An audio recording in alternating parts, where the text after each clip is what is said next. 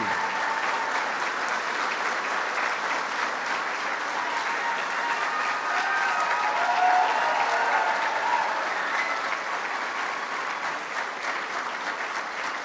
Well, I want to thank everybody, very, very special people. And it is true, this is my first stop, officially. We're not talking about the balls, and we're not talking about even the speeches, although they did treat me nicely on that speech yesterday. I always call them the dishonest media, but they treated me nicely. But I want to say that there is nobody that feels stronger about the intelligence community and the CIA than Donald Trump. There is nobody.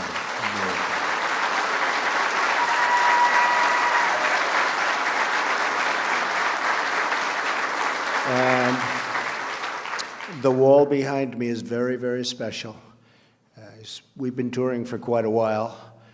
And I'll tell you what, 29? I can't believe it. Oh, 28. We better reduce it. But that's amazing. And we really appreciate what you've done in terms of showing us something very special. And your whole group. These are really special, amazing people. Very, very few people could do the job you people do. And I want to just let you know, I am so behind you. And I know maybe sometimes you haven't gotten the backing that you've wanted. And you're going to get so much backing. Maybe you're going to say, please don't give us so much backing. Mr. President, please, we don't need that much backing. But you're going to have that, and I think everybody in this room knows it. You know, the military and the law enforcement, generally speaking, but all of it, but the military gave us tremendous percentages of votes. We were unbelievably successful in the election with getting the vote of the military. And probably almost everybody in this room voted for me, but I will not ask you to raise your hands if you did. But I would guarantee a big portion, because we're all on the same wavelength, folks. We're all on the same wavelength, right? Who knows? Took Brian about 30 seconds to figure that one out, right? Because we know we're on the same wavelength. But we're going to do great things. We're going to do great things. We've been fighting these wars for longer than any wars we've ever fought. We have not used the real abilities that we have. We've been restrained. We have to get rid of ISIS. We have to get rid of ISIS. We have no choice. Radical Islamic terrorism, and I said it yesterday, has to be eradicated just off the face of the earth. This is evil. This is evil. And, you know, I can understand the other side. We can all understand the other side. There can be wars between countries. There can be wars. You can understand what happened. This is something nobody can even understand. This is a level of evil that we haven't seen. And you're going to go to it, and you're going to do a phenomenal job, but we're going to end it. It's time. It's time right now to end it. You have somebody coming on who is extraordinary. You know, for the different positions of secretary of this and secretary of that and all of these great positions, I'd see 5, 6, 7, 8 people. And we had a great transition. We had an amazing team of talent. And by the way, General Flynn is right over here. Put up your hand, Mike. What a good guy.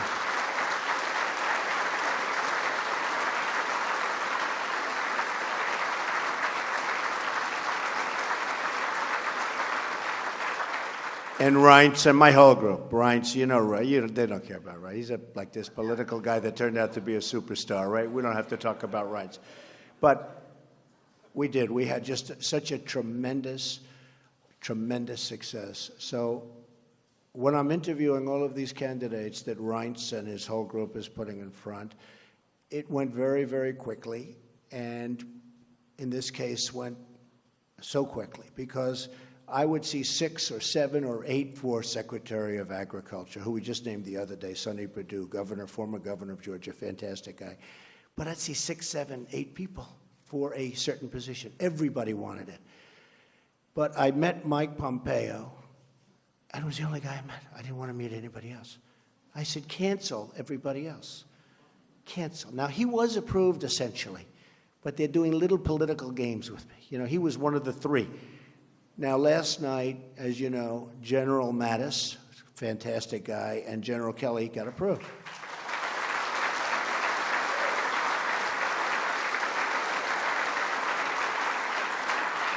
And Mike Pompeo was supposed to be in that group. It was going to be the 3 of them. Can you imagine all of these guys? People respect, they respect that military sense. All my political people, they're not doing so well. The political people aren't doing so well, but you. We're going to get them all through, but some will take a little bit longer than others. But Mike was literally, I had a group of we have 9 different people.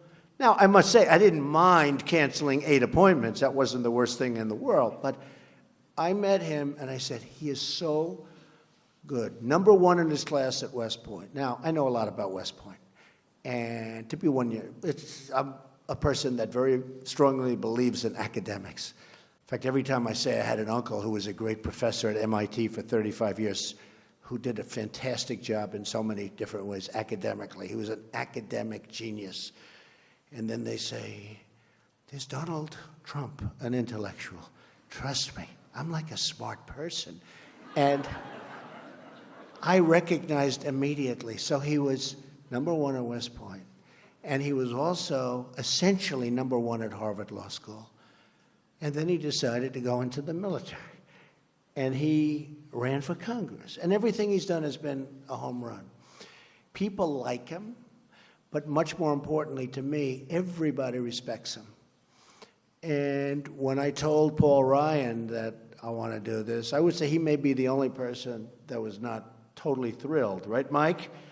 Because he said, I don't want to lose this guy. But you will be getting a total star. You're going to be getting a total gem. This is a gem. And I just...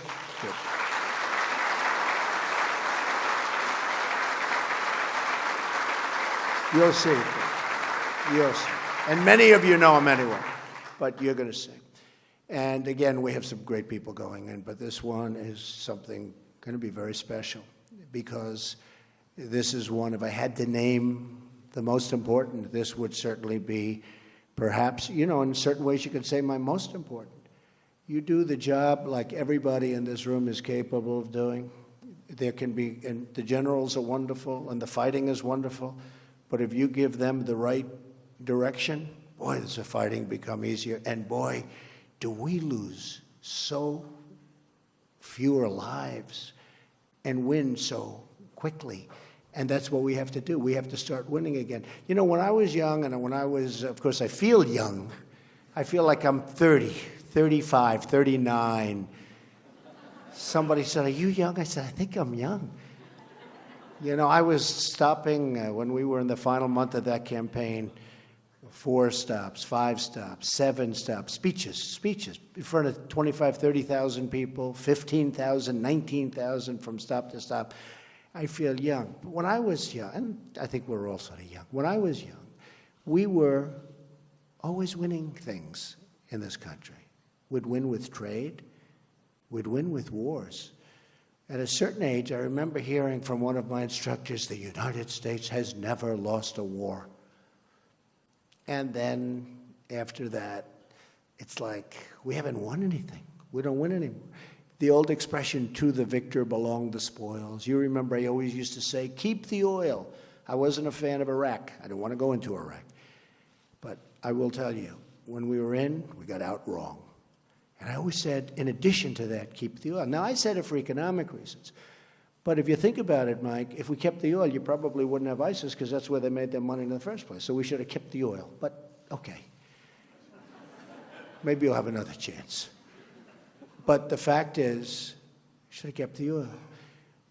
I believe that this group is going to be one of the most important groups in this country toward making us safe, toward making us winners again, toward ending all of the problems. We have so many problems that are interrelated that we don't even think of, but interrelated to the kind of havoc and fear that this sick group of people has caused.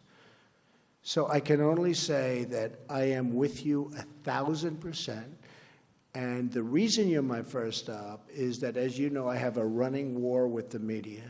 They are among the most dishonest human beings on earth. Right?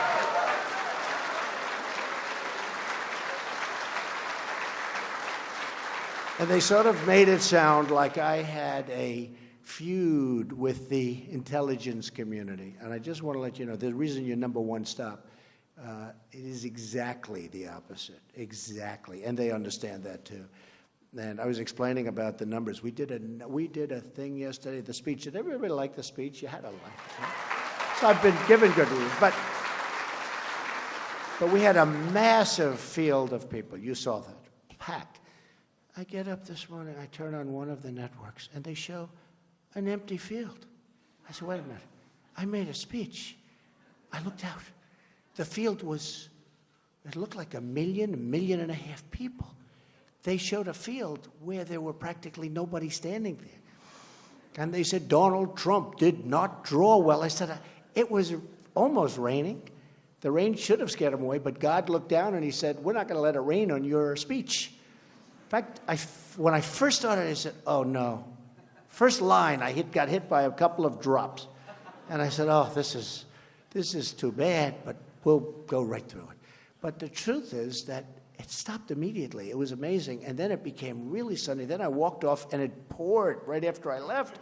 It poured.